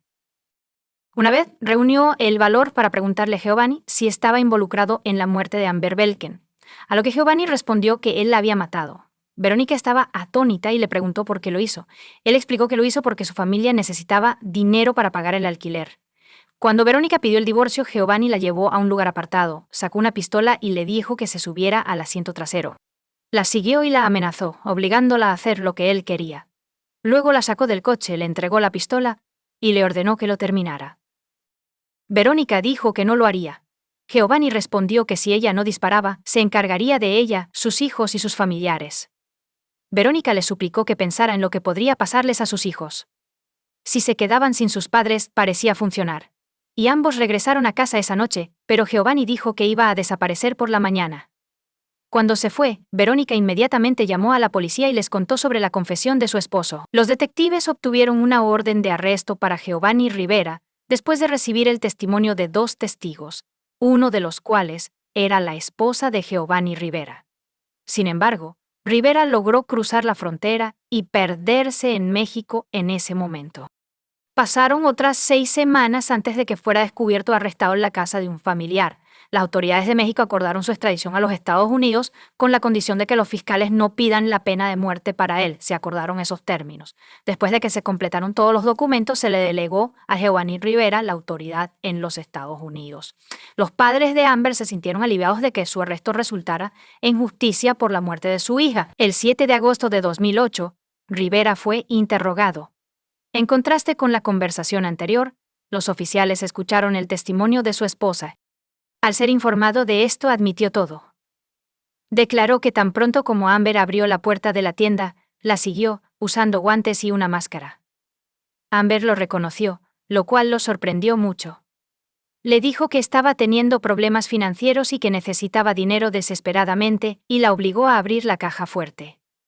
Amber intentó alcanzar el teléfono en un momento dado, y él tuvo que atarle las manos con cinta adhesiva. Ella entró en pánico y comenzó a gritar. Según Rivera, le puso la mano sobre la boca y le pidió que se quedara en silencio. Amber intentó liberarse, pero él se dio cuenta de que había llegado al punto de no retorno. Tomó una bolsa de plástico cercana y le cortó el oxígeno.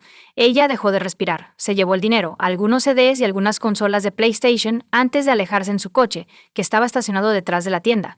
El abogado de Rivera comenzó a negociar un acuerdo de culpabilidad. La oficina del fiscal del distrito tardó casi 1 año y medio en aceptar este acuerdo, que excluía una cadena perpetua sin posibilidad de libertad condicional. Dado los riesgos de un juicio conjurado y el hecho de que las apelaciones pueden tardar años en ser escuchadas, los fiscales concluyeron que el acuerdo de culpabilidad era el mejor resultado posible para la familia Belkin. Giovanni Rivera recibió una sentencia a cadena perpetua como resultado del acuerdo en abril de 2010. Deberá cumplir 30 años de prisión antes de poder solicitar la libertad condicional. Amber les ha prometido a sus familiares y amigos que harán todo lo posible para asegurarse de que él nunca salga libre. Las autoridades no dijeron si alguien recibió la recompensa de $100,000 con 0 centavos ofrecida por ayudar en la búsqueda del perpetrador.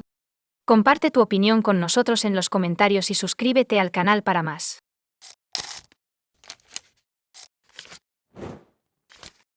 Hola chicos, bienvenidos a mi canal y hoy vamos a echar un vistazo a otro caso horrible con ustedes. En este video discutiremos lo que sucedió en 2021. Ashley Wadsworth, de 19 años, estaba llena de esperanza cuando dejó su hogar familiar en Canadá para ir al Reino Unido. Ella voló más de 4,000 millas para conocer al hombre con el que había estado chateando en línea durante años. En este video veremos cómo puede terminar una cita en línea. Ashley, nacida el 25 de julio de 2002 en Vernon, Columbia Británica, era la más joven de las 2 hijas de Kenneth Wadsworth y Christy Hendron. Ashley tiene la intención de continuar su educación después de graduarse de la escuela secundaria. Disfrutaba pasar tiempo con su familia y amigos. Todos la adoraban. La chica traía alegría a los demás. Ashley era una viajera ávida que disfrutaba del arte, el esquí, la natación, el tenis y otras actividades al aire libre. Vernon, ubicada a unas 270 millas al noreste de Vancouver, tiene una población de aproximadamente 43 personas. Ashley quería dejar este lugar y visitar otras ciudades y países. Lo más importante, quería visitar el Reino Unido. Este no era un sueño espontáneo. Ashley no tenía un teléfono inteligente cuando tenía 12 años, a diferencia de sus compañeros. Como resultado, usaba la laptop familiar para monitorear las actividades en redes sociales de sus amigos y compañeros de clase. Sabía que no era inusual agregar docenas de amigos y enviar mensajes a personas que no conocía. En 2015, un amigo de Vernon le presentó en línea a Jack Seppel, un chico inglés. Ashley tenía 12 años en ese momento, mientras que Jack tenía 16. Siempre había estado interesada en el mundo. El hecho de que Jack viviera en otro continente despertó su interés por él. Era como un portal a lugares lejanos y desconocidos. En ese momento, Jack vivía con su madre en Chelmsford, una ciudad de aproximadamente 180,000 habitantes, situada a 1 hora en coche de Londres. Ashley era una persona muy extrovertida. Jack, por otro lado, parecía estar más reservado. Parecía que su principal interés eran las redes sociales. Su diferencia de edad de 3 años y medio no parecía inusual porque eran amigos por correspondencia, pero, con el tiempo, se fueron acercando más. Hablaban todos los días, y después de unos 2 meses, Ashley comenzó a mencionar a Jack en las conversaciones con sus padres y su hermana mayor, Holly. Los padres de Ashley, Christy y Kenneth, están divorciados. Su relación con sus hijos, por otro lado, permaneció sin cambios. La madre de Ashley desconfiaba de la relación en desarrollo, temiendo que alguien más se escondiera detrás de las fotos del adolescente. Christy se relajó después de que Ashley y Jack comenzaran a hacer videollamadas en la sala de estar familiar. Ocasionalmente incluso saludaba a Jack. A la mujer le gustaba su acento inglés, pero Christy esperaba que el interés de su hija por él se desvaneciera. Sin embargo, la chica se enamoró. Durante 7 años, Jack y Ashley se comunicaron por mensaje de texto y FaceTime. Ocasionalmente discutían y dejaban de comunicarse. Sin embargo, estos periodos fueron breves. Jack le enviaba a Ashley varios regalos, incluyendo ropa, joyas de ositos de peluche, un bolso y, a veces, dinero. Debido a la diferencia horaria de 8 horas, Su rostro y nombre se hicieron familiares en el hogar de los Wadsworth. Ashley tenía que levantarse antes del amanecer para hablar con Jack, y la escalera se quedaba despierta hasta tarde esperando la llamada. Ashley y Hukiko eventualmente compartieron un sueño común. Querían conocerse en persona algún día, pero por el momento, solo eran imágenes en una pantalla el uno para el otro. Cuando Ashley cumplió 15 años, le preguntó a su madre si podía visitar a Jack. La respuesta de Christy fue negativa. No podía creer que su hija de 15 años viajara a un país extranjero para conocer a un hombre que nunca había visto antes. Por supuesto, Ashley se sintió decepcionada por la negativa, pero no se rindió y dijo que iría cuando alcanzara la mayoría de edad. A medida que crecían, la pareja comenzó a discutir con más frecuencia. La razón más común para esto era los celos por parte de Jack. Tenía miedo de que Ashley comenzara una relación con uno de sus compañeros de Vernon. Ashley intentó persuadir a Jack diciéndole que lo amaba, pero él estaba extremadamente celoso. Ashley a veces bloqueaba a Jack durante sus desacuerdos, lo que hacía imposible que pudiéramos contactarla. Pero eso no lo disuadió. Creó nuevas cuentas en redes sociales para enviarle mensajes o contactar a su hermana y amigos, sabiendo que le contarían a Ashley. Algunos de sus amigos creían que Jack estaba obsesionado. Ashley, por otro lado, siempre se apresuraba a defender a Jack, afirmando que era increíblemente apasionado. La relación de Jack con otras chicas a veces era la fuente de sus desacuerdos. Dejaban de comunicarse durante esos momentos, pero no podían estar el uno sin el otro por mucho tiempo. La madre de Ashley afirma que constantemente comparaba a sus otros novios con Jack. Además de su fascinación por las redes sociales, Jack era un entusiasta de los tatuajes. En octubre de 2018, cuando él tenía casi 20 años, y Ashley 16, se hizo un nuevo tatuaje, que mostró con orgullo. Tenía su nombre escrito en el brazo. Así es como Jack esperaba demostrar su dedicación y seriedad de propósito. A veces llamaba a Ashley y su futura esposa, Christy Gengron, dijo que el tatuaje era demasiado. Ella le prohibió a su hija hacerse un tatuaje con el nombre de Jack, pero Ashley afirmó que nunca lo consideró. La relación con Jack se volvió cada vez más turbulenta. Incluso a la distancia, él mostraba un comportamiento controlador. La edad de Ashley puede haberle hecho pasar por alto esto. Durante una de las peleas, él pasó un cuchillo sobre su tatuaje con el nombre de Ashley. En ese momento, ella pensó que era una forma loca de decirle que la amaba. Al mismo tiempo, comenzó a ocultar ciertos aspectos del comportamiento de Jack a sus seres queridos. En 2020, Ashley tenía 18 años cuando recibió varias llamadas telefónicas de mujeres con las que Jack salía y discutía frecuentemente. Una de ellas le informó a Ashley que Jack no la dejaba salir de la casa y le pidió que hablara con él y lo calmara. Jack ocasionalmente salía con otras mujeres, pero nunca lo mantuvo en secreto. Quizás ella solo pensaba eso. Ashley era una adolescente que no tenía idea de que Jack era un manipulador hábil o de que su comportamiento era abusivo. Ella había intentado terminar su relación con él varias veces, pero él siempre se disculpaba sinceramente, diciendo que ella era la única chica que amaba. Ashley era espiritual y descubrió a Dios a través de la Iglesia de Jesucristo de los Santos de los Últimos Días. Fue bautizada mormona en abril de 2021. Ashley comenzó a trabajar a tiempo parcial tan pronto como fue legalmente permitido. Trabajó para McDonald's, Burger King y varias otras empresas. La chica recibió su propio dinero, y su primera compra fue un iPad. Ya no necesitaba usar la laptop familiar para comunicarse con Jack. Su deseo de verlo en persona persistía. Los padres de Ashley le habían prohibido anteriormente visitar a Jack, pero ahora era adulta, capaz de tomar sus propias decisiones. Tenía su propio dinero, así que su sueño se hizo realidad. La chica obtuvo una visa de turista de 6 meses y reservó un vuelo a Londres. Ashley, de 19 años, se despidió de su familia el 12 de noviembre de 2021 y su padre la llevó al aeropuerto. Sus padres estaban comprensiblemente preocupados por ella, pero ya no podían detenerla ni persuadirla. Pensé que el peor de los casos sería que ella se fuera, que no funcionara, y que regresara a casa y preparara a su madre Christy. Ashley envió un mensaje por Snapchat a su familia mientras esperaba que el avión despegara. Estoy en mi avión, y ella dijo que es enorme. Después de 7 años de comunicación en línea y 10 horas en un avión, la pareja finalmente se conoció en persona. Fue una experiencia emocionante para ambos. Los amigos y familiares de Ashley miraban mientras ella compartía fotos de sí misma y Jack en las redes sociales. Parecía estar feliz. Ashley se mudó a la casa de Jack en el noroeste de Chelmsford, donde él ha estado viviendo desde 2020. Su historia se asemejaba a un cuento de hadas. La familia de Ashley no tenía idea de que esta historia de amor terminaría tan mal, pero todo parecía ir bien hasta ahora.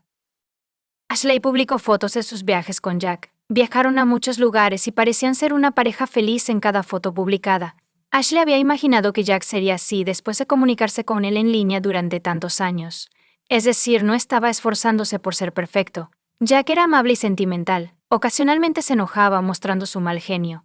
Pasaban todo su tiempo juntos porque Jack estaba desempleado y era mantenido por su madre, que vivía cerca. Ashley no pudo encontrar trabajo porque era turista en el Reino Unido. Ella se dio cuenta de que Jack no tenía amigos. No tenía vida más allá de las redes sociales y una consola de videojuegos. Pronto mostró los primeros signos de comportamiento controlador. No le gustaba la conversación de Ashley con uno de los vecinos. Esta situación le parecía extraña. Nunca estaba sin amigos y no pasaba la mayor parte de su tiempo en casa. Antes de que Ashley dejara Canadá, un amigo de la iglesia le presentó a unos misioneros estadounidenses de su edad que se suponía estarían en Chelmsford, al mismo tiempo que ella llegara a Londres. Le dijo a Jack que quería conocer a estas personas, pero él se opuso y se negó a dejarla asistir a los servicios dominicales. Era una señal de alerta adicional en su relación. Ashley se estaba aburriendo ya que pasaban la mayor parte de su tiempo en casa. Como Jack le prohibió asistir a la iglesia, ella contactó a los misioneros por mensajes de texto, manteniéndolo en secreto de él porque sabía que no le gustaría. Ella borró sus conversaciones de WhatsApp porque él seguía revisando su teléfono. Cada día, el comportamiento de Jack empeoraba. 6 semanas después de que Ashley llegara, él la golpeó por primera vez.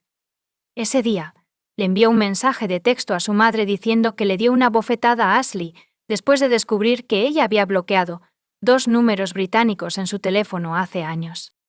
Asumió que los números pertenecían a otros hombres. Eso no es razón para tocarla, respondió su madre. Como resultado, Ashley estaba en un país extranjero, lejos de su hogar y su familia, y sola con un hombre que sufría problemas psicológicos. Detrás de las fotos de parejas sonrientes y felices, a menudo hay individuos tristes y deprimidos. Ashley cambió su foto de Facebook por una de Jack abrazándola y la tituló Mi mejor amigo con un corazón rojo. Al mismo tiempo, creó un álbum secreto en su teléfono para guardar fotos de sus moretones causados por el abuso de Jack. Ashley le informó a su hermana Hailey que él no era el hombre que había imaginado en sus sueños. Al mismo tiempo, amenazó con dejar de comunicarse con Hailey si la escalera informaba a su madre. Jack tomaba sedantes con frecuencia. Como se mencionó anteriormente, era un manipulador hábil. Jack tiene un historial de autolesionarse. Cuando estaba enojado o quería consolar a su novia, se lastimaba, pero siempre tenía cuidado de no poner en peligro su vida. Jack usó una técnica similar con Ashley. A finales de diciembre de 2021, ingestó una cantidad de medicamento sedante, lo que llevó a Ashley a llamar a una ambulancia. Lo transportaron al hospital, donde recibió la atención necesaria. Ashley no le contó ni a su madre ni a sus amigos sobre el incidente. Solo su hermana Hailey estaba al tanto de la situación. La última invitó a su hermana a volver a casa. El mes siguiente, en enero de 2022, Jack rompió una jarra de cerveza sobre la cabeza de Ashley. Ella lloró por FaceTime con su hermana, mientras Jack gritaba y la obligaba a recoger los pedazos. Hailey estaba en shock. Le suplicó a su hermana que volara a casa, pero eso no funcionó. Durante las semanas siguientes, Jack, como muchos otros manipuladores, mostró su mejor cara, dando a Ashley razones para creer que había reconocido sus errores y cambiado su patrón de comportamiento. Sin embargo, eso fue solo un acto temporal. Pronto, Jack se enfureció de nuevo. Descubrió mensajes antiguos de un joven canadiense en el teléfono de Ashley. Le exigió las contraseñas de las redes sociales, las cuales ella le dio. Durante una pelea a finales de enero de 2022, Jack volvió a golpear a Ashley y le lanzó un control remoto de la televisión, mientras ella estaba en FaceTime con Hailey, quien le suplicaba a su hermana que regresara a casa. Ashley estuvo de acuerdo al principio, pero luego cambió de opinión. La familia de Ashley cree que cambió de opinión después de que Jack se disculpó y prometió cambiar. Así, su relación se dividió en ciclos alternos. Todo parece estar bien. Jack la golpea, luego se disculpa. El 30 de enero, Jack Seppel le envió un mensaje de texto a su hermana. Estoy obsesionado con el pasado de Ashley. Solo era cuestión de horas hasta que llegáramos al punto de no retorno. En la mañana del 1 de febrero, Jack estaba furioso una vez más. Justo antes de las 8 a.m., la vecina de Ashley la escuchó gritar a través de la pared. Ashley apareció en su puerta momentos después llorando. Salió corriendo a la calle, descalza y con sangre goteando de la cortadura en su palma. Ashley afirmó que Jack Hitch rompió su teléfono y lanzó a su gatito contra la pared. Ashley temía por su vida. Al mismo tiempo le pidió a su vecino que no llamara a la policía porque no quería que Jack se lastimara y temía que lo metieran en prisión. El vecino fue a hablar con Jack, como de costumbre. Usó sus habilidades para parecer una buena persona. Se disculpó y afirmó que todo estaría bien. Como resultado, el vecino se fue, y Ashley decidió regresar con Jack. Desafortunadamente, nadie la vio viva una vez que la puerta se cerró tras ella. Aproximadamente una hora después, otro vecino compró un paquete para Jack, el cual le fue entregado por error. Mientras él hablaba con ella en la puerta, Ashley aprovechó la situación llamando a su familia desde el teléfono de Jack, pidió ayuda y afirmó que quería irse a casa. Christy se sorprendió al enterarse de la relación de su hija con Jack Seppel. El boleto de avión de Ashley fue reservado de inmediato por la familia para el 3 de febrero. Christy advirtió a Jack que si intentaba hacerle daño a su hija nuevamente, lo denunciaría de inmediato a la policía. Ashley y su familia terminaron de hablar alrededor de las 3 a.m. y Vernon a las 11 a.m. en Chelmsford. Tan pronto como Ashley colgó el teléfono, Jack dejó de fingir ser una buena persona y la atacó. Unos minutos después, le envió un mensaje de texto a su madre usando la aplicación WhatsApp. Golpeé severamente a Ashley. Después de otros 14 minutos, escribió que se había roto el brazo. La levanté, la tiré al suelo, la golpeé y la desgarré por todo el salón. En ese momento, Ashley todavía estaba viva. Desafortunadamente, no había nadie para ayudarla. Desde las 11:22 a.m. hasta las 12:38 p.m., usó el teléfono de Jack para enviar mensajes. Escribió a familiares y amigos en Vernon, donde era la medianoche, y a sus conocidos de la iglesia en Chelmsford. Ashley escribió a una amiga: «Necesito tu ayuda. Es una emergencia, por favor». Unas horas más tarde, recibieron nuevos mensajes que decían que todo estaba bien. Sin embargo, Ashley no fue quien los envió. Fueron unos pocos. Ninguna de las personas a las que Ashley escribió recibió estos mensajes de inmediato. Jack Seppel estranguló a Ashley Watworth poco antes de la 1 p.m., pero sintió que no era suficiente. Fue a la cocina, agarró un cuchillo y regresó al dormitorio. La apuñaló unas 90 veces en el pecho y el abdomen. Más tarde ese día, Jack cambió su foto de perfil de Facebook por una foto de él y Ashley tomada en Gatwick meses antes. Los amigos de la iglesia de Ashley, Jamie Ashworth y Taylor Borden, hicieron una visita a la propiedad de tenis y equitación, que él tituló como «Para siempre mía». Cuando no hubo respuesta, contactaron a la policía. Jack grabó un mensaje de video para la hermana de Ashley, Hayley, mientras ella yacía en la cama junto a ella. «Lamento haber tomado a tu hermana, Hayley», dijo. También afirmó que amaba a Ashley y que no podía dejarla ir. Nunca le envió el video a Hayley. Después de grabar el video, se apuñaló en el pecho con heridas superficiales menores. Los investigadores creen que pudo haberlo hecho para alegar defensa propia más tarde, alrededor de las 4 p.m. La policía llegó a la casa, llamaron a la puerta y le pidieron a Seppel que saliera. Lo vieron dentro a través de la ventana, pero Jack se negó a abrir la puerta.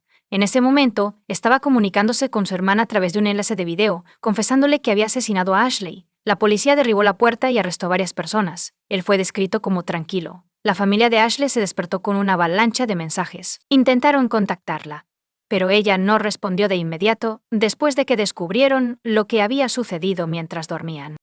Kenneth Wadsworth, el padre de Ashley, nunca olvidará el día 1 de febrero. Se despertó para enterarse de que su hija había muerto. Él describe su dolor como extremadamente difícil. «Esa es tu niña, y se ha ido». No hay palabras para describir ese dolor. Kevin fue al Reino Unido con su esposa, Charmaine, para manejar el papeleo y recoger el cuerpo de Ashley. Además del enorme dolor que siente su familia en casa, la comunidad de Chelmsford también lamenta su pérdida, a pesar de que muchos de ellos nunca la conocieron. Celebraron vigilias en campos cerca de donde fue asesinada, con flores, globos y velas para honrar su memoria. Después de ser arrestado, Jack Seppel le dijo a la policía que se había vuelto psicótico. A pesar de estas declaraciones, un examen psiquiátrico determinó que estaba consciente de sus acciones en el momento del crimen y era competente para ser juzgado. La familia de Ashley quedó atónita por la tragedia, pero se sorprendió aún más al enterarse de que Jack Seppel tenía un largo historial de comportamiento controlador y acoso. En 2014, incluso antes de que Ashley, una chica de 15 años, conociera a una chica de 14 años en línea, él la fotografió desnuda sin su permiso, y cuando ella rompió con él, publicó las fotos, para que todos las vieran. Ella solicitó una orden de restricción. Un mes después, Sepal violó la orden. Ese mismo año discutió con su madre sobre su exnovia, la empujó al suelo y arrancó la puerta de sus bisagras. Cuando la orden de restricción expiró en 2017, Sepal volvió a contactar a la víctima. Aunque la chica ignoró sus mensajes, él no iba a rendirse en enero de 2018. Le envió un mensaje, diciendo: «Por favor, responde. Nunca te librarás de mí. Incluso si tengo que ir a prisión por ti, te veré pronto y apareceré donde sea que vivas». Para entonces, había estado en contacto con Ashley durante 3 años, y su madre había presentado una orden de restricción en su contra. En julio de 2018, Jack dañó la puerta, destrozó su coche y rompió las ventanas de su casa. En septiembre de 2018, el tribunal condenó a Tim a 8 semanas en un centro de corrección juvenil después de que nuevamente violara la orden de restricción. El mes siguiente se declaró culpable de intentar entrar en un hogar de ancianos. El tribunal lo condenó a 21 días de prisión. Sepal pasaba cada vez más tiempo en línea, como si estuviera buscando una víctima. En marzo de 2020, conoció a una mujer en Facebook y empezaron a vivir juntos. Esta mujer rápidamente reconoció que él era un hombre peligroso. Era extremadamente celoso y sus acciones eran impredecibles. Cuando ella dijo que lo dejaba, Jack le agarró el cuello y la encerró en la casa, pero ella logró escapar por una ventana. Otro incidente similar ocurrió, pero con una mujer diferente.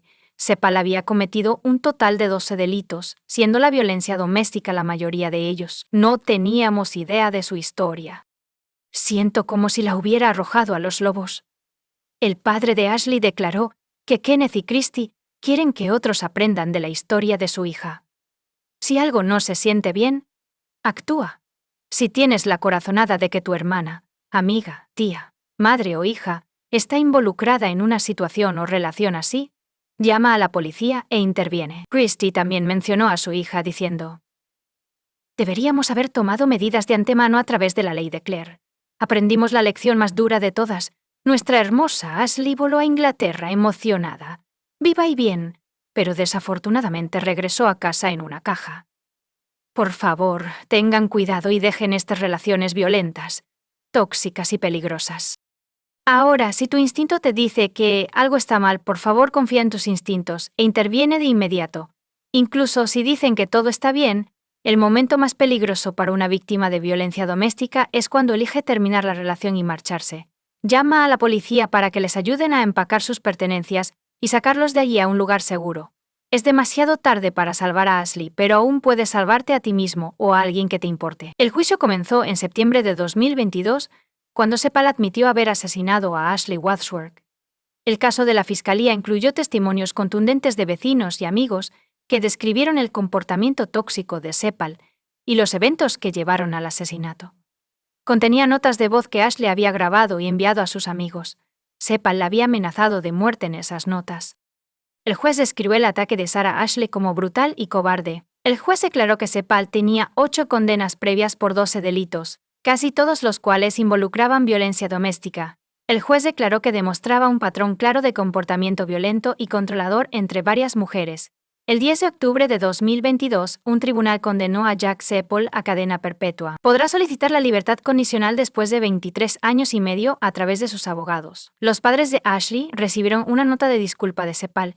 Sin embargo, no creían que se hubiera arrepentido de sus acciones. Genial.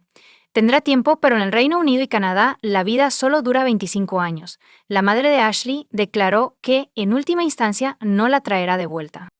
Comparte tu opinión con nosotros en los comentarios y suscríbete al canal para más contenido.